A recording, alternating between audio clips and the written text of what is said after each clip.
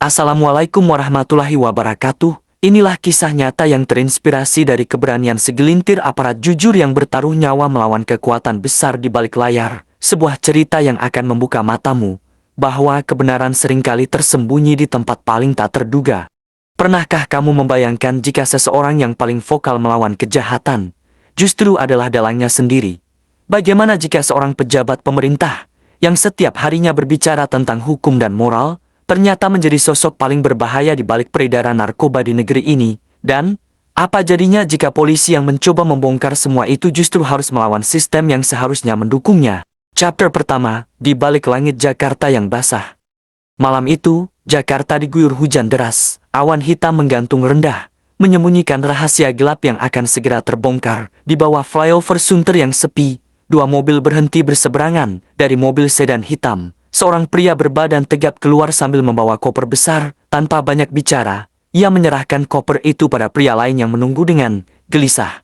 Di kejauhan, di dalam mobil tua dengan kaca gelap, Inspektur Reza menatap tajam ke arah transaksi itu. Target bergerak, ikuti, bisiknya melalui radio kecil di balik jaket kulitnya. 3 mobil lainnya, yang berisi anggota tim reserse narkoba, segera menyebar. Beberapa menit kemudian, jalan tol sepi berubah jadi arena penyergapan. Mobil target dihentikan, senjata diarahkan. Turun, buka bagasi, teriak seorang anggota dengan suara tegas. Namun begitu koper dibuka, bukan narkoba yang ditemukan, melainkan setumpuk dokumen, beberapa berlogo instansi pemerintahan. Inspektur Reza mengerutkan kening. Ini bukan yang kita cari, tapi kenapa ada dokumen negara di sini? Salah satu anggota menyela, Pak, ini semua berlogo Badan Pengawasan Nasional. Reza menarik napas panjang, tatapannya berubah gelap. Jangan ganggu siapapun dulu. Kita salah satu langkah dari sesuatu yang jauh lebih besar. Malam itu, Reza belum tahu bahwa koper yang terlihat biasa itu adalah kunci menuju perang melawan kekuatan besar yang tersembunyi di balik wajah pemerintah yang tampak suci, dan nama yang akan terus muncul di setiap penyelidikan berikutnya adalah satu nama yang selama ini disegani oleh banyak pihak, Mulyono. Chapter kedua, nama yang tak boleh diucapkan. Langkah-langkah kecil membawa Reza ke dalam lorong panjang kantor pusat narkotika. Di tangannya, berkas-berkas hasil interogasi dan analisa intelijen semakin memperjelas satu hal. Semua jalur distribusi narkoba elit mengarah ke satu nama yang tak asing di layar kaca nasional, Mulyono, pejabat tinggi Badan Pengawasan Nasional, sosok yang dikenal publik sebagai pelindung hukum, penegak moral, sekaligus pembicara utama dalam banyak seminar anti-narkoba. Pak, ini data dari pengawasan logistik pelabuhan. Semua pengiriman narkotika besar dari Batam, Surabaya, dan Makassar, semua berakhir di titik distribusi yang terhubung ke proyek pemerintah yang diketuai Mulyono. Jelas Dimas, salah satu anggota muda di tim Reza. Reza memandangi peta yang tertempel di dinding, jarum-jarum merah yang menghubungkan satu kota ke kota lain, membentuk jaringan besar seperti jaring laba-laba, dan di tengahnya, satu foto, Mulyono. Ini bukan kebetulan, gumam Reza pelan. Di rapat malam internal, suasana mendadak berubah dingin ketika Reza mulai menyebut nama Mulyono secara terbuka. Kapolres menatapnya tajam. Reza, kamu tahu siapa yang kamu ganggu? Kan, ini bukan bandar jalanan, ini orang besar. Kalau kamu paksa teruskan, aku tak bisa lindungi kamu. Reza hanya menunduk sebentar, lalu menatap lurus. Justru karena dia orang besar, kita harus lebih hati-hati, tapi bukan berarti kita mundur. Beberapa senior mulai gelisah, ada yang memalingkan muka, ada yang meremas pena di tangan. Semua tahu, menyebut nama Mulyono dalam konteks kejahatan, sama saja dengan membuka pintu ke zona paling berbahaya di pemerintahan. Di luar kantor, Reza dan tim mulai bergerak diam-diam. Penyadapan telepon, pelacakan kendaraan, pemetaan jaringan logistik. Hasilnya mencengangkan. Beberapa perusahaan yang selama ini jadi mitra proyek pengadaan barang pemerintah, ternyata hanya kedok truk-truk pengangkut bahan bangunan, digunakan untuk mengirim narkoba antar kota. Suatu malam, Dimas datang dengan wajah pucat. Pak, saya dapat rekaman, ini dari orang dalam yang kita tanam di kantor logistik. Dengar ini. Reza memasang headset. Dalam rekaman itu terdengar suara pria dewasa yang sangat dikenal publik. Pastikan barang sampai sebelum Senin, gunakan jalur tol Cikampek. Polisi sedang sibuk dengan operasi pengalihan. Suara itu, tak lain adalah suara Mulyono. Reza terdiam lama, bukan cuma bandar, dia dalangnya. Namun Reza juga tahu, bukti suara saja tidak cukup. Mereka butuh lebih, mereka butuh waktu, dan waktu itulah yang akan menjadi taruhan nyawa bagi mereka semua. Chapter ketiga, tanda peringatan dari kegelapan. Langit Jakarta belum juga cerah sejak penyelidikan itu dimulai. Seolah alam tahu, sesuatu yang busuk tengah membusuk lebih dalam dari yang terlihat. 3 hari setelah rekaman suara Mulyono didapat, tim Reza mulai bergerak lebih agresif. Mereka membagi tugas, sebagian menyelidiki jalur pengiriman, sebagian lagi menelusuri asal uang yang masuk ke rekening perusahaan-perusahaan fiktif yang digunakan jaringan itu. Namun di tengah semua kesibukan itu, pagi yang tenang tiba-tiba berubah jadi kabut duka. Pak Reza, ada kabar buruk. Dimas datang tergesa, wajahnya pucat pasi. Ari ditemukan tewas di kamar kosnya. Pak Reza terdiam. Ari adalah anggota tim termuda, cerdas, dan sangat berdedikasi. Mereka bergegas ke lokasi. Di sana, polisi lokal sudah memasang garis kuning. Tubuh Ari terbujur kaku di atas lantai. Lehernya dililit kabel charger, mulutnya membiru. Di sampingnya, sebuah kertas terlipat rapi dengan tulisan tangan. Berhenti, atau kalian menyusul. Reza mengepalkan tinjunya. Ini bukan bunuh diri, ini pesan. Kapolres datang dan langsung menarik Reza menjauh dari kerumunan. Aku sudah bilang, kamu ganggu orang yang tak bisa disentuh. Reza menatap tajam. Kalau mereka bisa membunuh anak buahku, berapa lagi yang harus mati sebelum semua ini dihentikan? Malam itu, markas kecil mereka berubah menjadi ruang duka, tapi juga menjadi ruang sumpah. Kita tidak akan mundur. Ari mati bukan karena sia-sia, dia mati karena kita makin dekat ke inti sarang, ucap Reza dengan suara gemetar menahan emosi. Namun keesokan harinya, pukulan berikutnya datang. Semua data hasil penyadapan, rekaman transaksi, hingga dokumen perusahaan yang selama ini mereka kumpulkan, hilang. Lemari besi tempat penyimpanan dibobol, harddisk backup juga lenyap, tak ada saksi, tak ada jejak. Apa artinya ini? Ada orang dalam. Dimas mulai panik. Reza menarik napas panjang. Lebih dari itu, kita melawan sistem, dan sistem sedang balas menyerang. Di saat yang sama, surat panggilan sidang etik tiba di meja Reza. Tuduhan, menyalahgunakan kewenangan dan melakukan penyadapan ilegal terhadap pejabat negara. Ini sudah gila, gumam Reza. Namun jauh di dalam hatinya, ia tahu, ini bukan akhir. Ini justru awal dari perang yang sesungguhnya, dan perang ini tidak bisa dimenangkan dengan kekuatan otot atau pangkat. Perang ini hanya bisa dimenangkan dengan kecerdikan dan keberanian untuk melawan arus, meski seorang diri. Chapter keempat, menyusup ke perut monster. Sinar lampu jalan menyinari wajah Reza yang lelah, namun sorot matanya tetap tajam. Setelah kehilangan data, anak buah, dan nyaris kehilangan karier, ia tahu satu-satunya jalan untuk membongkar semuanya adalah menyusup langsung ke dalam sistem yang hendak menghancurkannya. Malam itu, di ruang sempit markas cadangan mereka, Reza membuka peta rute logistik pemerintah. Semua pengiriman ini dikendalikan dari gudang pusat di Cikarang. Jika kita bisa masuk ke dalamnya, kita bisa buktikan semuanya. Dimas menatapnya, ragu. Pak, maksudnya, Bapak sendiri yang masuk? Reza mengangguk. Aku akan menyamar sebagai sopir logistik. Kita akan ikuti satu pengiriman besar yang katanya berisi dokumen rahasia negara, padahal isinya bukan hanya kertas. 2 hari kemudian, Reza mengenakan seragam pengemudi logistik. Wajahnya ditutupi masker. ID palsu tergantung di leher. Ia duduk di balik kemudi truk besar bertuliskan distribusi nasional. Di sebelahnya, Dimas duduk sambil terus memantau GPS dan transmisi komunikasi. Truk bergerak dari pelabuhan menuju Cikarang, lalu menyambung ke tol Jagorawi, rute yang sama seperti dalam rekaman suara Mulyono. Di titik yang telah ditentukan, tim rahasia yang telah Reza bentuk tanpa sepengetahuan atasan bersiap melakukan penyergapan.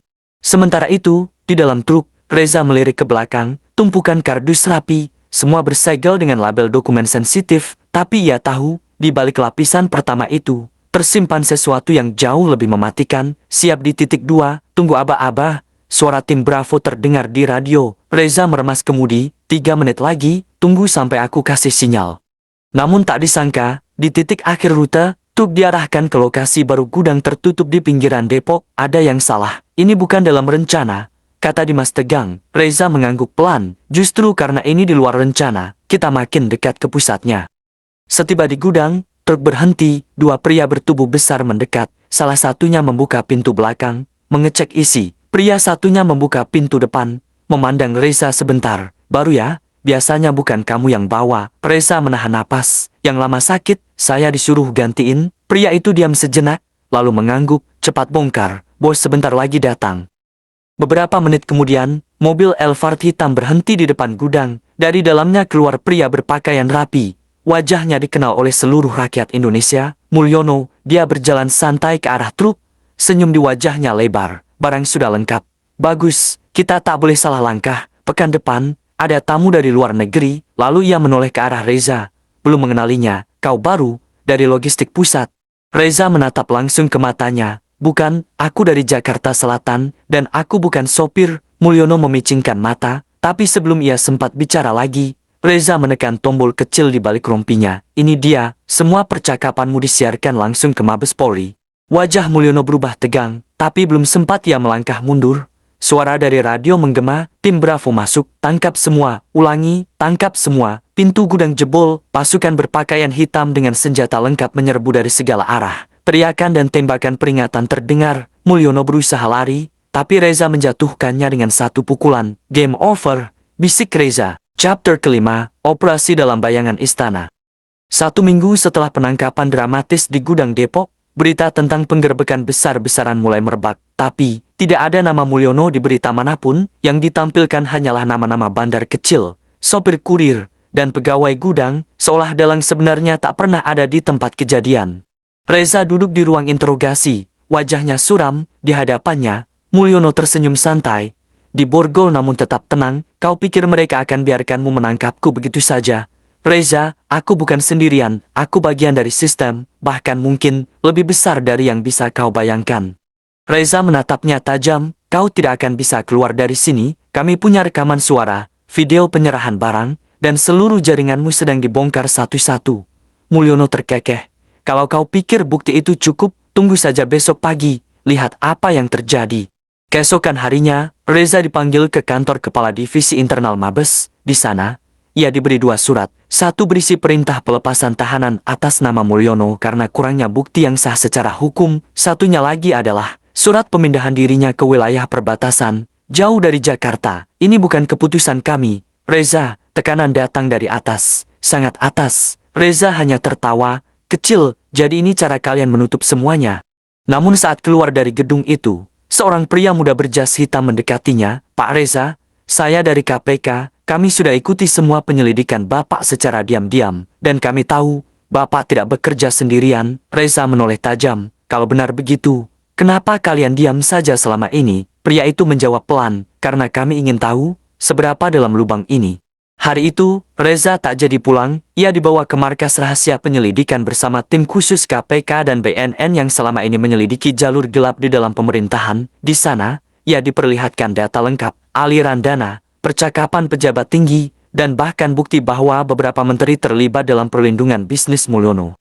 Dalam 48 jam ke depan, kita akan lakukan gerakan nasional. Semua harus ditangkap dalam 1 malam. Jika satu lolos, maka seluruh sistem bisa bangkit kembali. Reza mengangguk, aku siap. Malam berikutnya, Jakarta berubah jadi kota perang diam-diam. Puluhan penangkapan serentak dilakukan di berbagai kota besar. Mobil-mobil hitam tanpa plat resmi bergerak cepat membawa para tersangka ke markas rahasia. Ada yang menangis, ada yang marah, tapi tak satu pun bisa lari. Dan di antara mereka, Mulyono yang sempat dibebaskan, kini ditangkap kembali, kali ini oleh tangan-tangan yang tak bisa dijinakan oleh uang atau jabatan. Saat dibawa masuk ke mobil, ia melirik Reza yang berdiri di kejauhan. Ini belum berakhir, katanya dingin. Reza hanya membalas, aku tahu, tapi kamu juga tahu, ini baru permulaan. Chapter ke-6, Penjarahan dalam Balutan Kuasa. Beberapa minggu setelah operasi besar-besaran, keheningan menyelimuti gedung-gedung pemerintahan yang dulu penuh bisik-bisik gelap. Namun di balik layar, pertarungan sesungguhnya masih berlangsung. Reza duduk di ruang kerja sederhana bersama tim kecilnya. Ini belum berakhir, kan? Tanya Dimas. Masih belum bisa percaya pada apa yang sudah terjadi. Reza mengangguk perlahan. Tidak, ini baru setengah jalan. Mereka yang kita tangkap ini hanya kaki tangan. Otak sebenarnya masih ada di luar sana, bersembunyi dalam balutan kuasa. Dokumen-dokumen yang baru diperoleh menunjukkan bagaimana uang narkoba mengalir ke berbagai proyek pemerintah. Dulu aku pikir ini hanya masalah narkoba biasa, tapi ini sudah jadi penjarahan dalam balutan kuasa, ujar Reza. Di balik layar, Mulyono masih mencoba manuvernya dari balik jeruji besi. Kau kira aku akan diam? Aku punya pengaruh di mana-mana, katanya pada pengacaranya lewat telepon yang disadap tim Reza. Reza tersenyum tipis, kita sudah tahu semua gerakanmu, kau tidak akan bisa bersembunyi lama. Namun, tekanan itu membuat Reza harus makin berhati-hati. Suatu malam, saat pulang ke rumah, ia merasa ada yang mengikuti. Di tikungan gelap, sebuah mobil hitam mendekat perlahan, lampunya menyilaukan mata. Reza mengayunkan tubuhnya masuk ke gang sempit, napasnya memburu. Ini perang, bisiknya. Dalam perang yang panjang ini, keberanian dan kebenaran akan diuji sampai titik terendah sekalipun, dan Reza tahu, tidak ada jalan lain selain terus maju. Chapter 7, Keadilan yang tak terbendung. Pagi itu, Jakarta bersiap untuk gelombang badai terbesar dalam sejarah pemberantasan narkoba. Reza bersama timnya duduk di ruang kendali, menatap layar-layar yang memperlihatkan pergerakan pasukan di seluruh penjuru kota. Semua titik hitam di peta itu adalah lokasi sasaran operasi besar yang telah dirancang selama berbulan-bulan.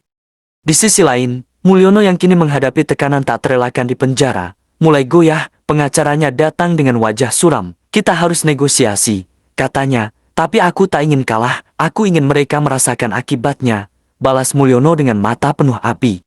Jam operasi dimulai, tim-tim elit bergerak cepat, mengamankan gedung-gedung, menggeledah rumah-rumah pejabat, dan menyita dokumen rahasia. Dari hasil intel terakhir, ada pejabat tinggi yang mencoba kabur malam ini. "Kita harus cegah," perintah Reza dengan tegas. Di tengah hiruk-pikuk itu, Dimas melapor, "Pak, target utama, termasuk Mulyono, sedang dipindahkan ke tempat rahasia." Reza bergegas ke lapangan, mengarahkan tim untuk melakukan penyergapan di jalur evakuasi. Ketegangan memuncak saat mobil tahanan berhenti di sebuah persimpangan sepi. Reza dan tim sudah menunggu. Ketika pintu mobil terbuka, Mulyono berusaha melarikan diri, namun dengan sigap, Reza menangkapnya, menatap mata pria yang selama ini menjadi simbol kejahatan tersembunyi itu. "Kali ini, kau benar-benar tidak bisa lari," ucap Reza. Pengadilan pun berjalan. Bukti-bukti yang sudah terkumpul membuat semua yang terlibat tidak bisa mengelak. Mulyono dan jaringan korupsi di sekelilingnya dihukum dengan tegas. Kota perlahan mulai bernapas lega, meski jalan ke depan masih panjang. Keadilan yang tak terbendung ini menjadi titik terang. Reza menatap langit malam, mengucap doa, semoga semua ini menjadi pelajaran bagi mereka yang menyalahgunakan kuasa.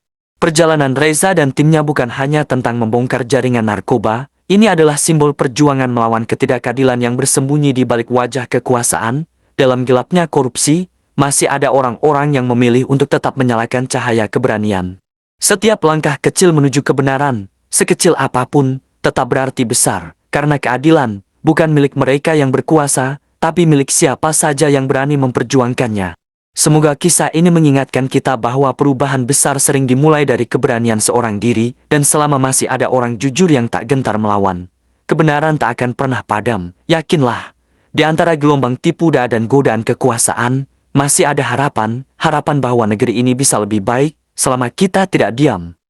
Kalau kamu suka dengan cerita seperti ini dan ingin terus dengar kisah penuh ketegangan, inspirasi, dan keberanian lainnya, jangan lupa subscribe, aktifkan loncengnya, dan ikuti terus channel ini, karena setiap minggu akan ada cerita baru yang bukan hanya menghibur, tapi juga membakar semangat kita untuk jadi lebih berani, lebih jujur, dan lebih tangguh. Sampai jumpa di cerita berikutnya. Wassalamualaikum warahmatullahi wabarakatuh.